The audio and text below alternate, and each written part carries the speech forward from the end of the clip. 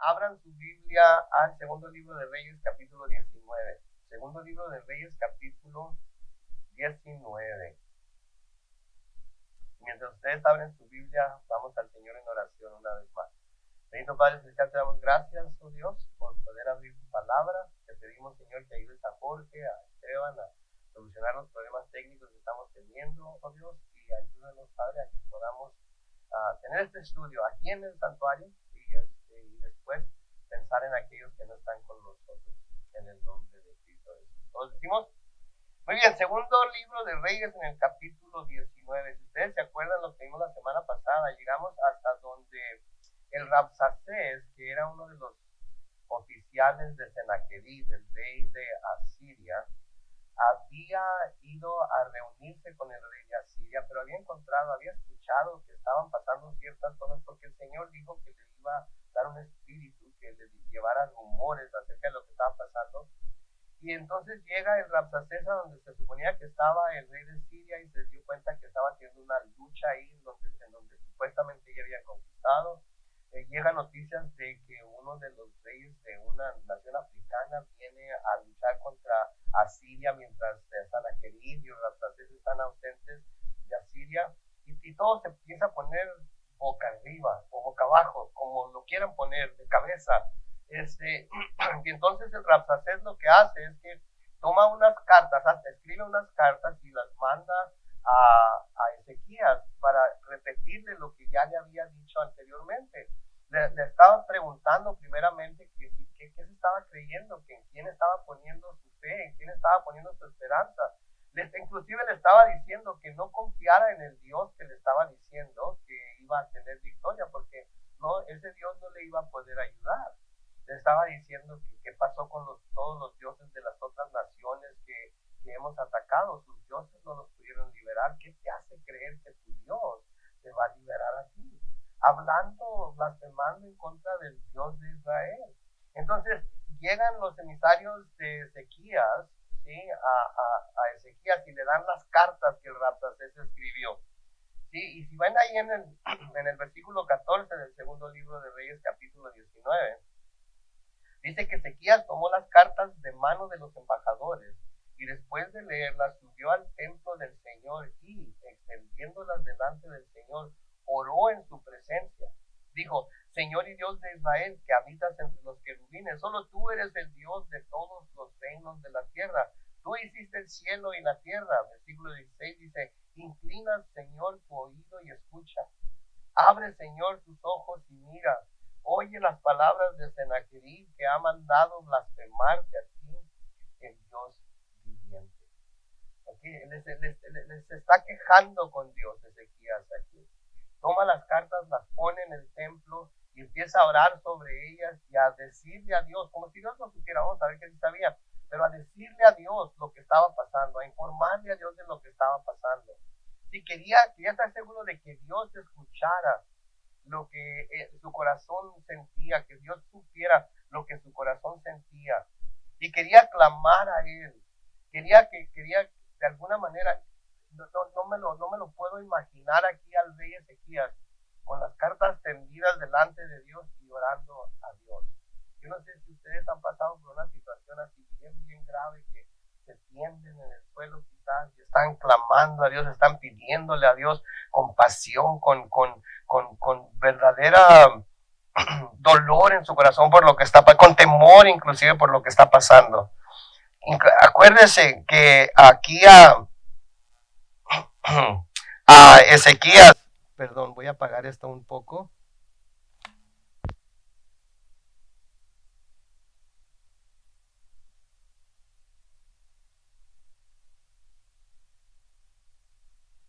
Que se le decía a Ezequías que su Dios no lo iba a librar, que su Dios era como todos los demás dioses, que no lo iba a librar. Pero ahora Ezequías está yendo delante de Dios a quejarse con él, a decirle como mira las amenazas, escucha las amenazas que está levantando contra nosotros y las blasfemias que está hablando contra ti. Me acuerdo de algo que sucedió en el Nuevo Testamento, estoy seguro que ustedes se acuerdan también. ¿Se acuerdan cuando Pedro y Juan fueron echados en la cárcel? Y luego, después de que fueron sacados de la cárcel, van y los presentan ante el concilio. Y los del concilio les dicen que ya no vuelvan a predicar en el nombre de Jesús, que se olviden de predicar en el nombre de Jesús. Si quieren ver ahí en sus Biblias, en Hechos capítulo 4, si en Hechos capítulo 4, los versículos 23 al 31, se nos dice ahí que una vez que fueron puestos en libertad, ya que los soltaron, que los amenazaron de que algo peor les iba a pasar si no dejaban de predicar el nombre de Cristo, ellos se fueron con los suyos, o sea, el grupo con el que estaban, con los demás creyentes, y les contaron todo lo que los principales sacerdotes y los ancianos les habían dicho. Versículo 24 de Hechos 4 dice: al oírlos todos juntos elevaron sus voces a Dios y dijeron, noten, al oírlos todos juntos elevaron sus voces a Dios y dijeron, soberano Señor, tú creaste el cielo y la tierra, y el mar y todo lo que hay en ellos. Tú, Padre nuestro, por medio del Espíritu Santo dijiste en labios de tu siervo David, ¿por qué se amotinan las gentes y los pueblos piensan cosas vanas? Los reyes de la tierra se reunieron y los príncipes se confabularon contra el Señor y contra su Cristo. Es un hecho que Herodes y Poncio Pilato, junto con los no judíos y el pueblo de Israel, se reunieron en esta ciudad en contra de tu santo Hijo y ungido Jesús, para hacer todo lo que por tu poder y voluntad ya habías determinado que sucediera. Ahora, Señor, mira sus amenazas y concede a estos siervos tuyos proclamar tu palabra sin ningún temor.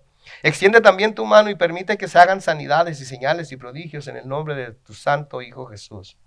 Cuando terminaron de orar, el lugar donde estaban congregados se sacudió y todos fueron llenos del Espíritu Santo y proclamaban la palabra de Dios. Noten qué dice ahí, sin ningún temor. Entonces, cuando los apóstoles fueron también amenazados, cuando se les dijo que dejaran de predicar en el nombre de Jesús, ellos fueron delante de Dios y juntamente con todos sus acompañantes clamaron a Dios y le dijeron, mira sus amenazas. Dios sabía que estaban siendo amenazados. ¿Ustedes creen que Dios no sabía que estaban siendo amenazados? Dios sabía, pero de todas maneras clamaron a Él.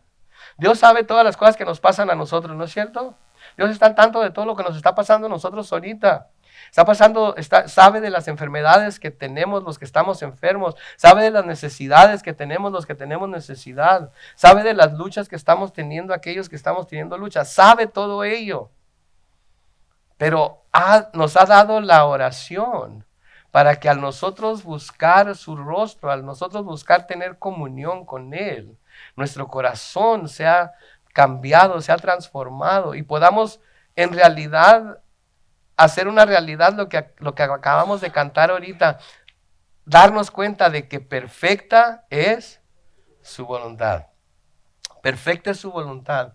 Y si sabemos y estamos conscientes de que perfecta es su voluntad, entonces vamos a poder someternos a lo que Él está dejando que pase en nuestra vida. Así aquí Ezequías está, Señor, aquí están las cartas, léelas tú, ¿verdad? Para que tú las veas, para que veas lo que está pasando. Versículo 17 dice, es verdad, Señor, que los reyes de Asiria han destruido naciones y países y que han lanzado al fuego sus dioses, pero es que ellos no eran dioses, sino hechura humana de madera y de piedra, por eso los destruyeron. Leímos la semana pasada el Salmo 115 que habla de esto precisamente. Versículo 19 dice, pero ahora, Señor Dios nuestro, sálvanos de su poder. Yo te lo ruego para que todos los reinos de la tierra sepan que solo tú, Señor, eres Dios. Noten que Ezequías estaba aquí reconociendo que Sennacherib y sus Rabsacés eran ¿qué?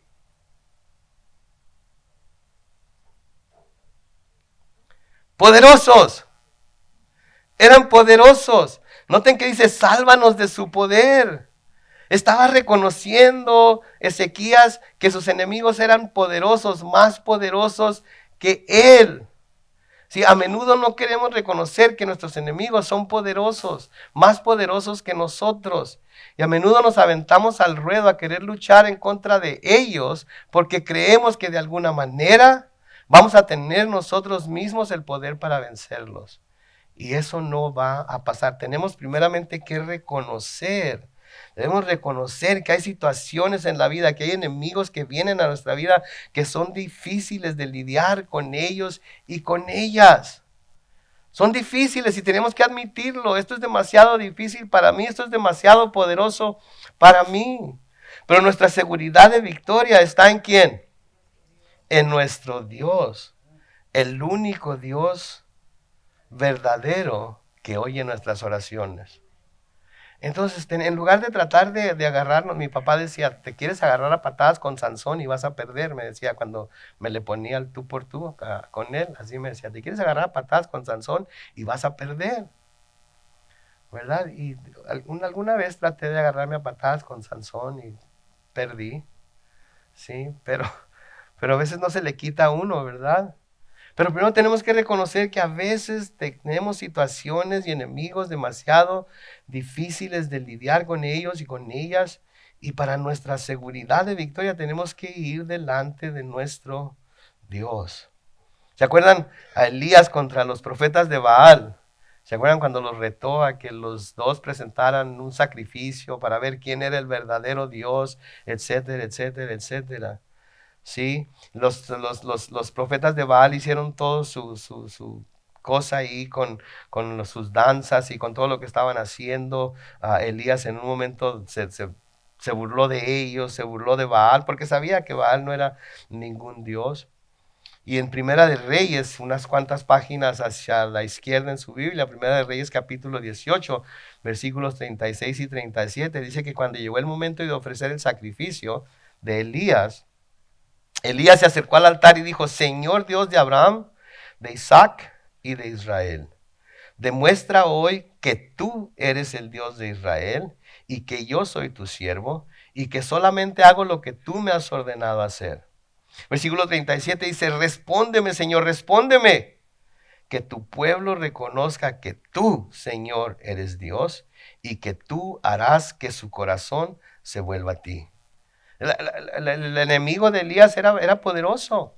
El enemigo de Elías era poderoso. Y el enemigo más grande que tenía, ¿saben quién era? El pueblo de Israel. Porque los corazones de Israel se habían apartado del Señor.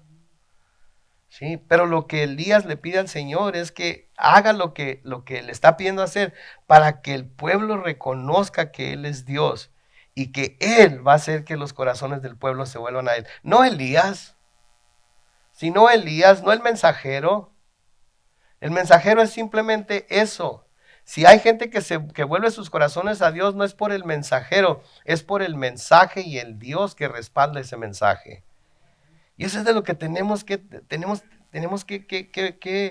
darnos cuenta de ello. Todo está determinado, todo está basado en el poder de Dios, no en el poder de ninguna otra persona. Y tenemos que recordar que no hay Dios excepto uno. Y ese es el Dios de Israel. Sí, el Dios de Abraham, Isaac y Jacob. En Deuteronomio capítulo 32 y el versículo 29, noten lo que dice. Reconozcan ahora que yo soy Dios y que no hay otros dioses conmigo. Yo doy la vida y yo la quito. Yo hiero de muerte y yo devuelvo la vida. No hay nadie que pueda evitarlo. ¿Qué está diciendo Dios? Con Él comienza todo, con Él termina todo. ¿Sí? Él es el principio y el fin. Si Él quiere hacer algo, no hay nadie que pueda hacer lo contrario. No hay nadie que pueda hacer nada contra Él. Si Él quiere que algo suceda en nuestras vidas, podemos buscar la manera de evitarlo, de sacarle la vuelta, de no tener que lidiar con ello, pero si Él ya determinó que esto iba a pasar en nuestras vidas, eso es lo que va a pasar y tenemos que aferrarnos a Él más que nunca para que cuando Él lleve a cabo su voluntad en nuestras vidas podamos estar tranquilos con ello. En el Salmo 113, los versículos 3 al 6, noten lo que dice. Alabado sea el nombre del Señor desde la salida del sol hasta su ocaso. El Señor está por encima de todas las naciones, su gloria sobrepasa las alturas de los cielos. ¿Quién? Versículo 5, como el Señor nuestro Dios. El Señor tiene su trono en las alturas, pero se digna a inclinarse para ver lo que ocurre en el cielo y en la tierra. En otras palabras, Dios está ahí en el cielo, no tiene ninguna razón, no tiene ninguna necesidad, no tiene por qué inclinar su oído a la tierra, no tiene por qué prestar atención. Sí, cuando el salmista cuando dice, cuando pienso en las obras de tus manos, ¿qué dice? Me pregunto, ¿qué es el hombre para que tengas memoria de él? Dios no le debe nada a la humanidad. Dios lo único que debió haber hecho fue acabar con la humanidad, pero no lo hizo. Preparó un plan para que la humanidad perdida se volviera a Él. Y ahora nosotros somos beneficiarios de ese plan. Y debemos darle gracias a Dios. En el versículo 20 del segundo libro de Reyes, capítulo 19, noten lo que dice. Entonces Isaías, hijo de Amós, mandó a decir a Ezequías, así ha dicho el Señor Dios de Israel. Escuchen las palabras. Este es Dios hablando a través de Isaías. He escuchado lo que me has pedido acerca de Sennacherib, el rey de Asiria. ¿Qué le dijo el Señor? He escuchado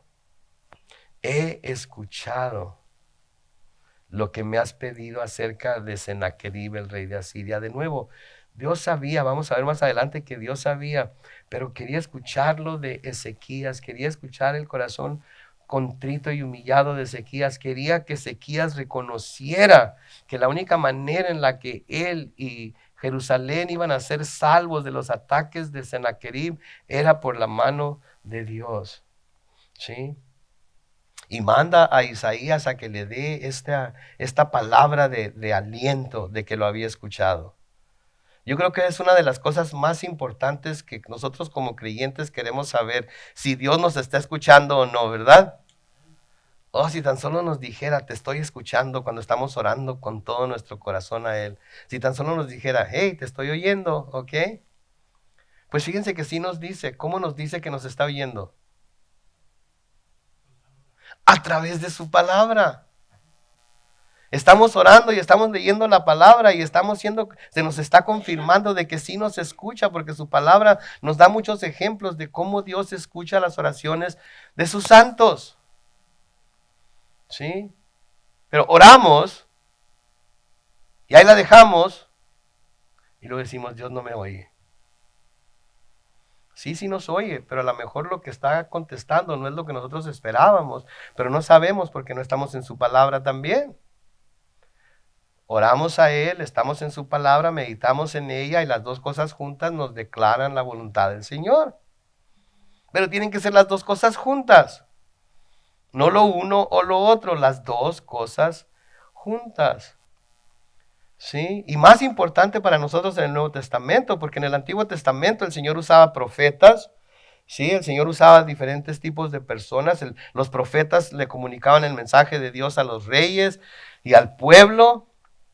Sí, entonces todos estaban en la misma página, por así decirlo, aunque a veces como que a algunos se les olvidaba darle vuelta a la página. Pero para la iglesia Dios ha escogido hablarle de una manera más segura y por medio de alguien más confiable. ¿Por medio de quién? De su Hijo Jesús.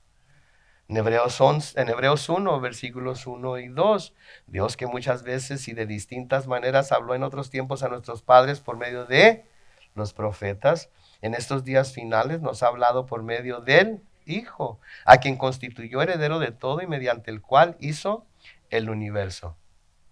Entonces tenemos que prestar atención a las palabras de Jesús.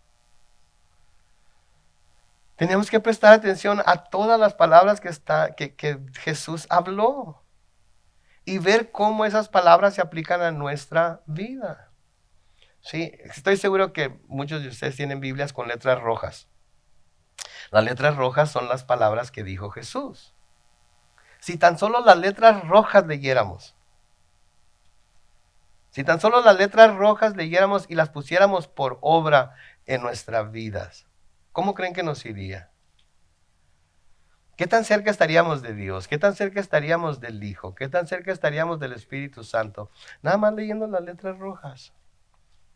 Pero a veces nos perdemos en todo tipo de cosas y no nos damos cuenta de que si queremos saber el verdadero corazón de Dios, tenemos que ir con Jesús. Tenemos que ir con Jesús. Él es el que tiene para nosotros ahora la revelación de lo que es el corazón de Dios hacia nosotros. Nadie más, ningún profeta, ningún apóstol, Es más, me atrevo a decir que ningún pastor. El pastor, el profeta, el apóstol ni siquiera sabe que lo que está hablando está llegando al corazón de las personas y cómo está llegando. Porque todos oyen diferente. Sí, entonces Dios a través del Hijo es el que quiere que recibamos su mensaje. Ahora noten los siguientes versículos aquí en 2 de Reyes capítulo 19. Dios le deja saber a Ezequías lo que él, Dios, piensa hacer de Sanaquerib y su Rabsacés. Versículo 21 dice, y esto es lo que el Señor ha dicho acerca de él, de Rabsacés y de Sanaquerib. La virginal hija de Sión te menosprecia y te escarnece. Detrás de ti mueve la cabeza la hija de Jerusalén. ¿Qué quiere decir esto? ¿Qué quiere decir?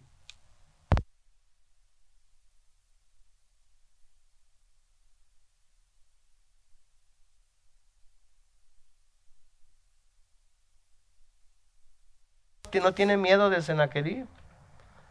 Que Jerusalén no tiene miedo de Sennacherib. Que lo hace menos. Que lo escarnece, se está burlando de él. No que lo estuviera haciendo literalmente, porque vemos que Ezequías está tendido delante del Señor, clamando a él, ¿verdad? Pero Dios le está diciendo básicamente que Jerusalén no tiene por qué temer. ¿Sí? Que Jerusalén puede menospreciarlo, por eso lo puede menospreciar, por eso se puede burlar de él. ¿Sí? Y por eso puede, imagínense, la ciudad de Jerusalén como una virgen, ¿sí? Mirando lo que Sennacherib está haciendo. Y ustedes saben cómo son las mujeres cuando se ponen la mano en la cintura y hacen así.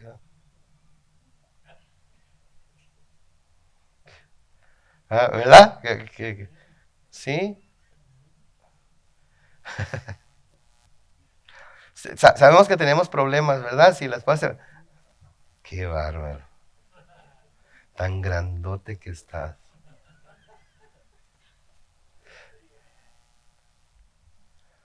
Eso que sienten ustedes era lo que Dios quería que Sennacherib sintiera. Quería que se enchilara. Pero le está mandando, no le está diciendo directamente a él, le está diciendo Isaías a Ezequías para que supiera lo que el Señor iba a hacer. ¿Sí? Y saben que una de las cosas que yo miro aquí es que aquí podemos ver lo mucho que Dios ama a su pueblo Israel. ¿No es cierto? Hablamos un poco de ello la semana pasada. Cómo Israel, a pesar de que fue tan infiel con Dios, Dios siempre siguió siendo fiel. Llama a la ciudad de Jerusalén virgen, hija de Sión. La ve con ojos de paz. Es como nosotros tenemos nuestros hijos, ¿no es cierto? Y a veces nos sacan el tapón, ¿no es cierto? Y nos hacen enojar, pero sí en serio. ¿Verdad? Y si son como yo sí les he dicho algunas cosas a mis hijos que después pues ya no me sentí tan bien, pero se las dije. Pero que no me los toque alguien. O que alguien hable mal de ellos. O cuando le hablo de ellos a otras personas, son los mejores hijos del mundo. ¿Sí? Así es Dios también con sus hijos de Israel. Cuando los castigaba, cuando los regañaba, cuando los confrontaba con su pecado, podía ser muy duro, ¿no es cierto? Podía ser muy duro, pero cuando se trataba de hablar acerca de quiénes eran ellos, los levantaba, los elevaba, decía que eran la niña de sus ojos, ¿verdad? Entonces así nuestros hijos también a veces pueden hacernos enojar hasta lo máximo, pero cuando platicamos acerca de ellos a otros, hablamos de lo bueno que son y de lo hermosos que son, ¿verdad? ¿A poco no es cierto? Especialmente las mamás. Las mamás de los hijos varones, los papás de las hijas mujeres, ¿verdad? Son las más bellas del mundo, son nuestras princesas. Y las mamás, los varones, calle, boca, para lengua, no se los vayan a tocar. Porque entonces sí arde Troya, como dice mi mamá.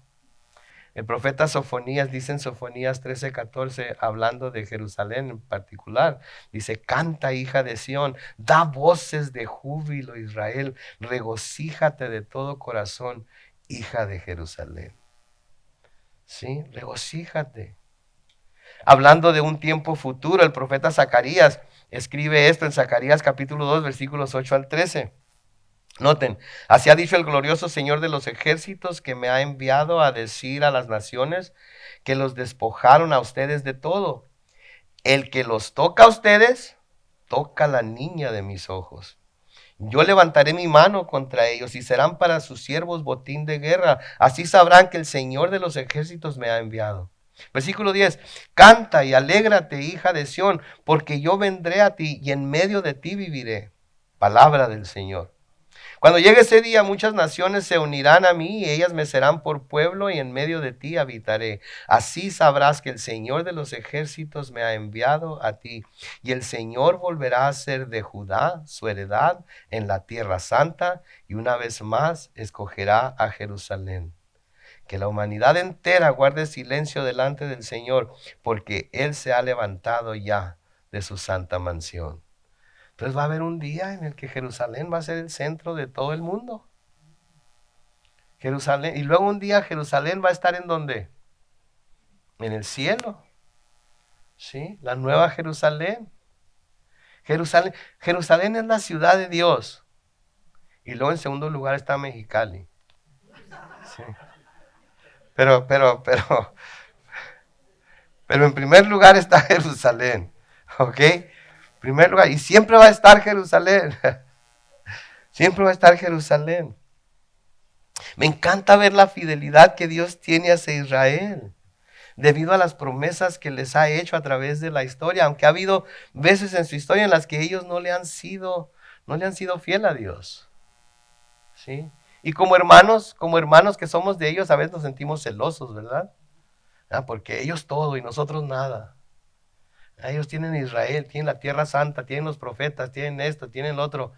Nosotros tenemos algo mejor, que es que el Mesías. No tenemos por qué ser envidiosos de los judíos. Tenemos que bendecir a los judíos. Tenemos que orar por la paz de Jerusalén. Tenemos que mantenerlos en nuestras oraciones y clamar a Dios por ellos. Porque son la niña de sus ojos. Y los que los bendigan, ¿qué le dice a Dios a Abraham? Los que te bendigan, pero los que te maldigan. Entonces nos conviene bendecirlos, ¿no es cierto? Gloria a Dios, gloria a Dios. Pero me encanta ver la fidelidad de Dios que Dios tiene hacia Israel, a pesar de que alguna vez les fueron infieles. Porque esa misma fidelidad es la que Dios ha tenido para con nosotros, o tiene para con nosotros, pero ahora en algo más seguro que la ley, algo más seguro que los profetas, que es ¿quién? Cristo Jesús. Cristo Jesús. Pablo les escribe a los Corintios en 2 de Corintios capítulo 1, los versículos 18 al 22, noten. Dios es testigo fiel de que nosotros no les decimos a ustedes sí y no al mismo tiempo. Porque Jesucristo, el Hijo de Dios, que Silvano, Timoteo y yo les hemos predicado, no ha sido sí y no. O sea, no titubea, no anda de aquí para allá, hoy es sí, mañana es no, sino que siempre ha sido sí en Él. Versículo 20, porque todas las promesas de Dios en Él, en Cristo, son ¿qué? Sí. Por eso, por medio de Él, de Cristo, también nosotros decimos amén, para la gloria de Dios. Y es Dios el que nos confirma con ustedes en Cristo, y es Dios el que nos ha ungido, y es Dios el que también nos ha marcado con su sello, y el que como garantía ha puesto ¿qué? Al Espíritu en nuestros corazones. Sí, son las garantías, es la garantía que el Señor Jesucristo, que Dios nos ha dado en Jesucristo. El sello de su Espíritu Santo. Las arras las llama Pablo en Efesios. Nosotros porque somos mexicanos, ¿verdad? Y uno que otro peruano, colombiano. No sé si en Perú o en Colombia sepan lo que es arras. ¿Saben lo que es arras? ¿Sí? Las moneditas que se dan cuando se casa la gente, se da una cajita de monedas, ¿sí? Arras. Sí se llaman en inglés, en español, arras. En inglés no hay. En inglés se traduce garantía. Pero el Espíritu de Dios son las arras que Dios nos da en Jesucristo para garantizarnos que somos de Él. ¿Qué significan las arras en el matrimonio? Proveer. ¿sí? El marido le da a la novia las arras en señal de que él va a proveer para ella lo que necesite,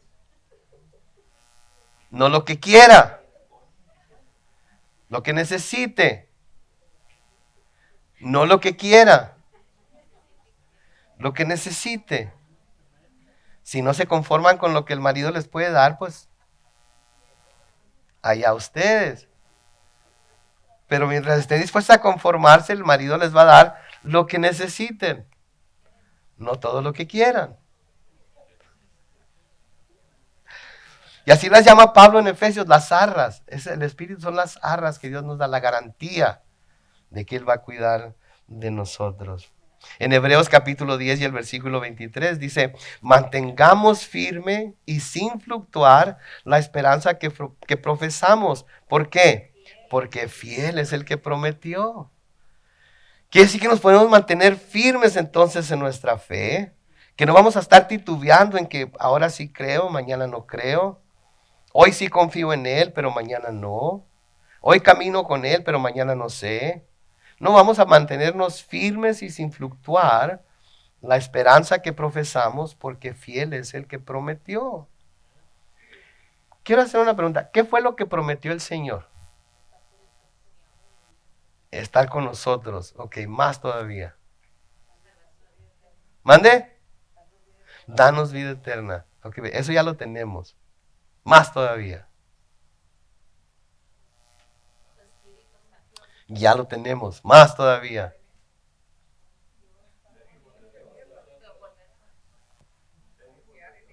¿Mande? Una celestial.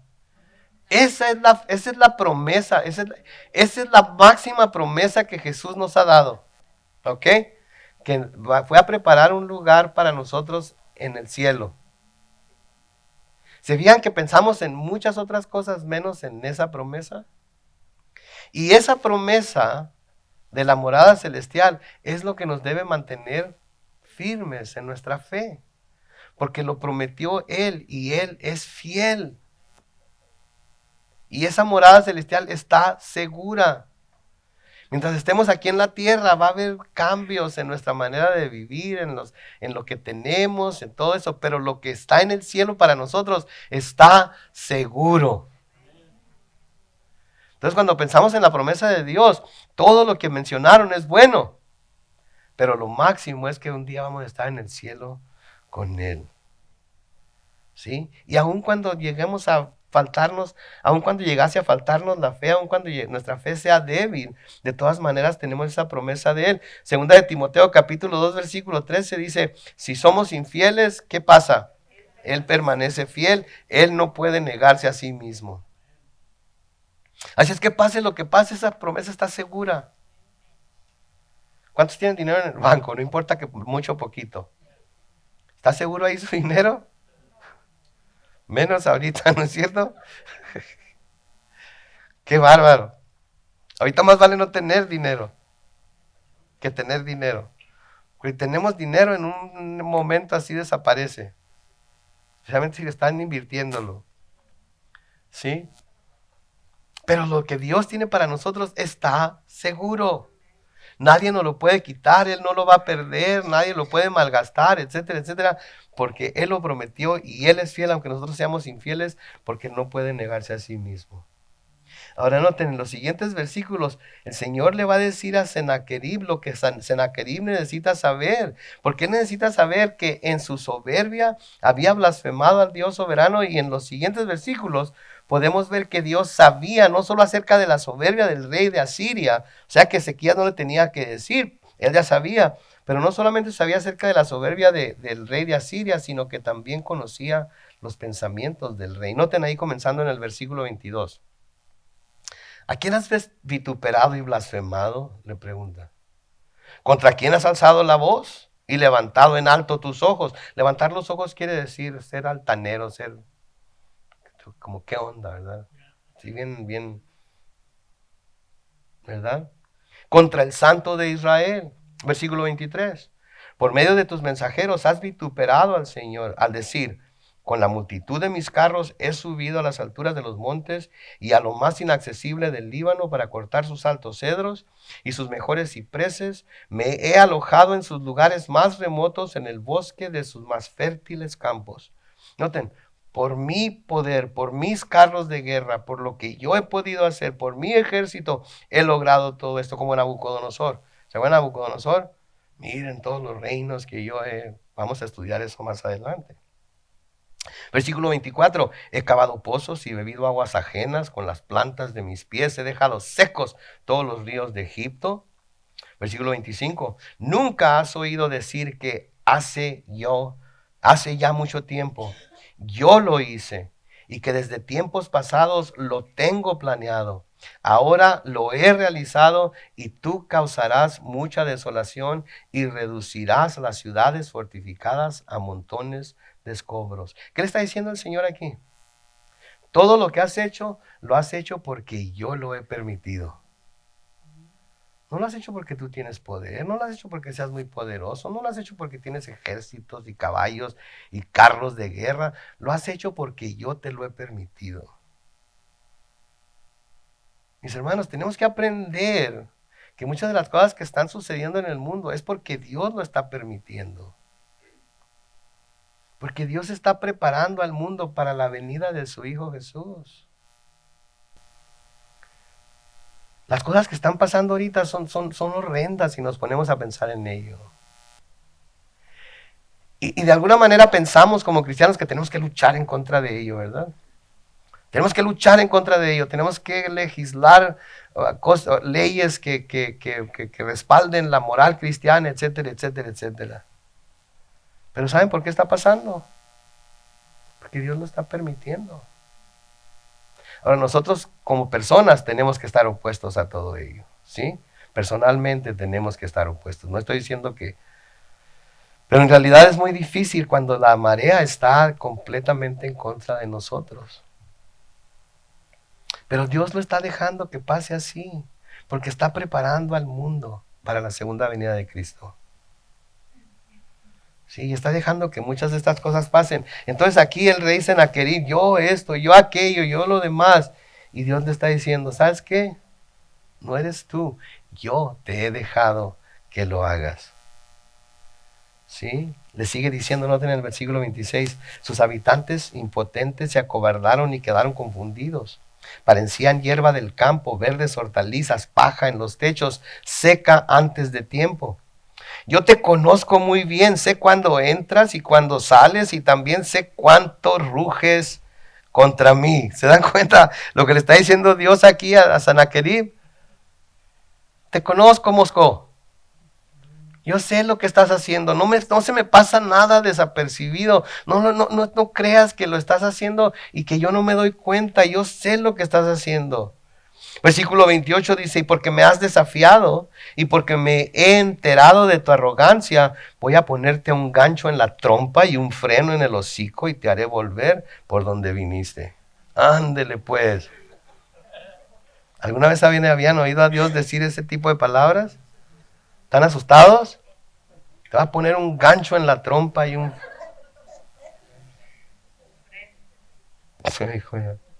Sí. Se me perdió. Y un freno en el hocico. ¿Saben por qué le dice aquí el Señor esto? Porque los asirios eran lo que hacían para llevarse a los cautivos a su tierra. Les ponían un anzuelo en la boca y los unían, así como los pescadores con los peces, les ponían un anzuelo en la boca y los unían con hilo unos a otros. Así todos tenían que darle ¿verdad? El jalón. Algunos se los ponían en la nariz. Vamos a ver más adelante que uno de los reyes, de hecho así fue como se lo llevaron a Babilonia. Entonces Sennacherib iba a saber de lo que estaba hablando el Señor aquí, porque esa era la práctica que ellos tenían. Y le dice aquí, yo sé de tu arrogancia, sé que me has desafiado y voy a ponerte un gancho en la trompa y un freno en el hocico y te haré volver por donde viniste. A ti, Ezequías, te doy esta señal. Noten la señal que le va a dar el Señor a Ezequías de que el Señor va a hacer esto. Este año y el siguiente comerán ustedes lo que crezca por sí mismo. Pero el tercer año podrán sembrar y cegar y plantar viñas y comerán lo que ellas produzcan. Acuérdense, la ciudad había estado sitiada ya por casi 2 años. Nadie podía labrar la tierra, nadie podía sembrar, nadie podía cosechar. Todos los habitantes estaban dentro de la ciudad muriéndose de hambre, muriéndose de sed, etcétera, etcétera, etcétera. Sí, así es que los primeros 2 años después de que Sennacherib se devolviera a Siria, ¿qué es lo que va a hacer? No iban a poder sembrar nada, iban a vivir de lo que ya estaba en la tierra. Pero al tercer año iban a poder salir, trabajar la tierra y volver a sembrar y cosechar como lo hacían antes. Versículo 30, y los sobrevivientes de Judá volverán a echar raíces y tendrán muchos hijos. Porque en Jerusalén y en el monte de Sión quedará un remanente que se salvará. Esto lo haré yo, el Señor. ¿Por qué? Por mi gran amor. Pocas veces se menciona el amor en el Antiguo Testamento, ¿saben ustedes? Esta es una de esas veces. Aquí el Señor está diciendo porque los amo, porque amo a Israel, amo a Jerusalén.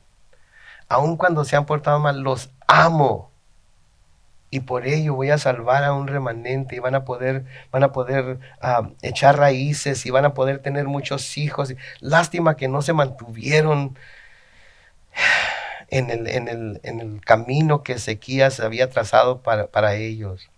Porque Ezequías también se salió del versículo 31, porque en Jerusalén y en el monte Sión quedará un remanente que salvará. Esto lo haré yo, el Señor, por mi gran amor. Por tanto, así dice el Señor acerca del rey de Asiria: no entrará en esta ciudad, no lanzará ninguna flecha contra ella, ni se enfrentará a ella con escudos, ni levantará contra ella terraplenes. Por el mismo camino que vino volverá y no entrará en esta ciudad. Palabra del Señor.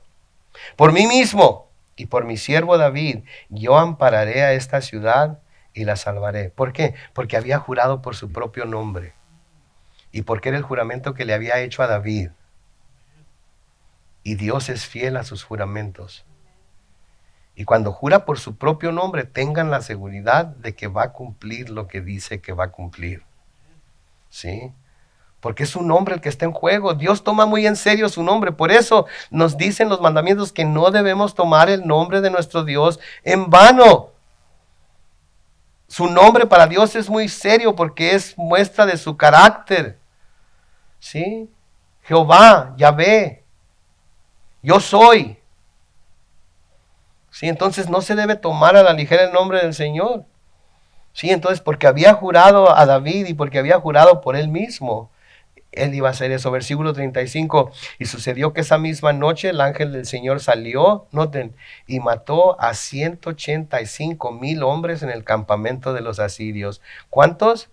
185,000 hombres en el campamento de... ¿Cuántos ángeles? Uno.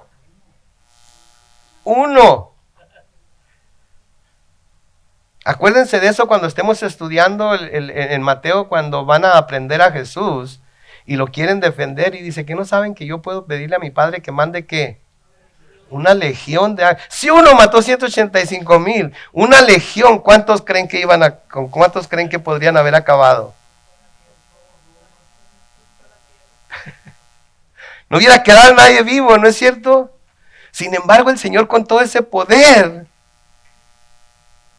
decidió no usarlo e ir a la cruz por amor a nosotros.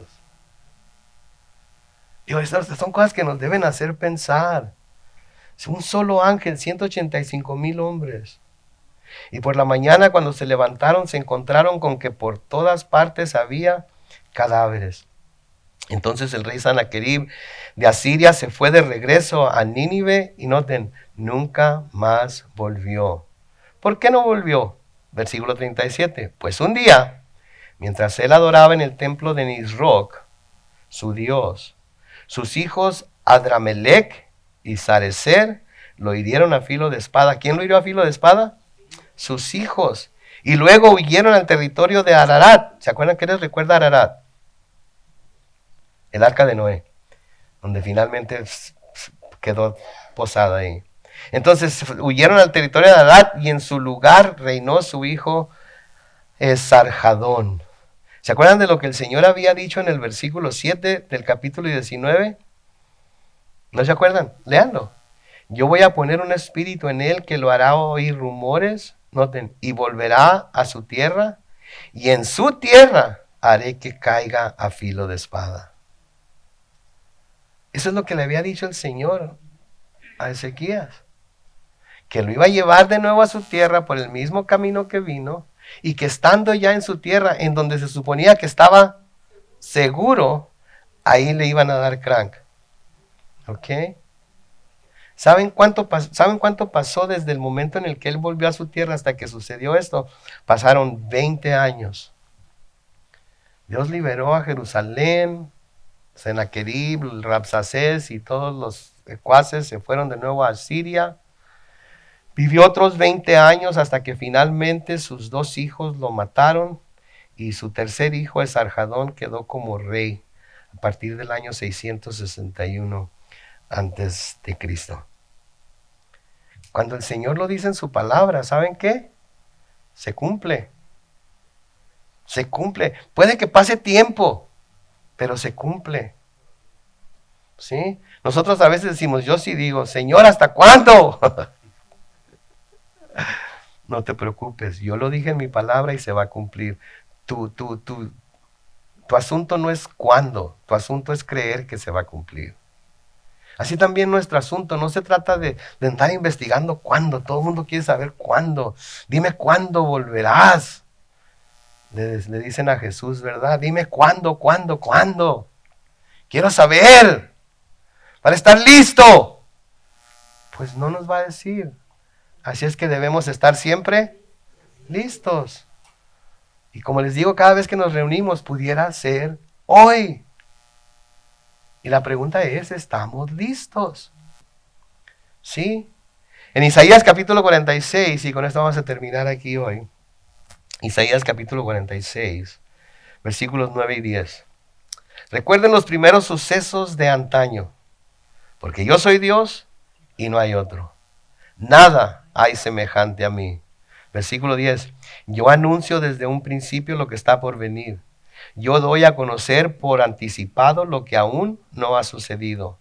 Yo digo, mi consejo permanecerá y todo lo que quiero hacer, lo haré. Tenemos al Dios Todopoderoso con nosotros. Somos ovejas de su prado. Todas sus promesas son sí y amén en Cristo Jesús. ¿Sí? Es fiel el que lo prometió, por eso debemos de mantenernos firmes. Y aun cuando nosotros fuéramos infieles, Él sigue siendo. ¿Por qué? Porque no se puede negar a sí mismo. Porque no se puede negar a sí mismo. Entonces tenemos que estar confiados en Él, amén.